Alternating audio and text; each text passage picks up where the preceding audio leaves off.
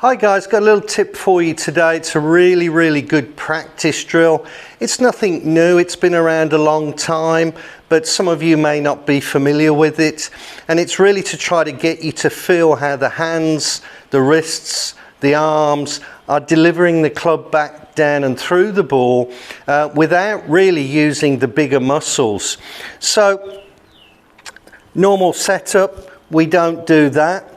We put our lead foot opposite the ball, trail foot back, and we're trying to eliminate the bigger muscles, but fully set your wrists back and then see if you can then just unset them. It's a great practice. Let's try one. Little bit left, didn't really release it. Have a quick look on the video there. Yeah, the release came a little bit late. So I was sort of here and then the release was coming just a little bit afterwards. Felt a little uncomfortable.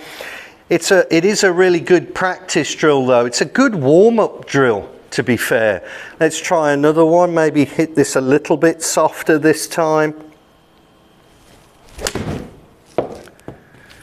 Yeah, that was a little bit better. So this really does educate your, so it goes against your beliefs a little bit, in as much as I feel like maybe I'm casting that because I'm sort of releasing it straight away.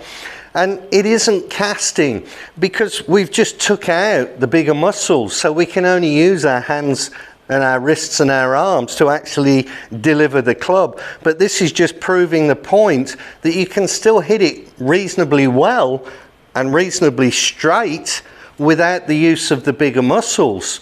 Now, of course, we want the bigger muscles to be involved, but this is just proving that point. If you go and Google Seve Ballesteros hitting it off his knees, he was great at it. And of course, he's not using any leg action to hit the golf ball.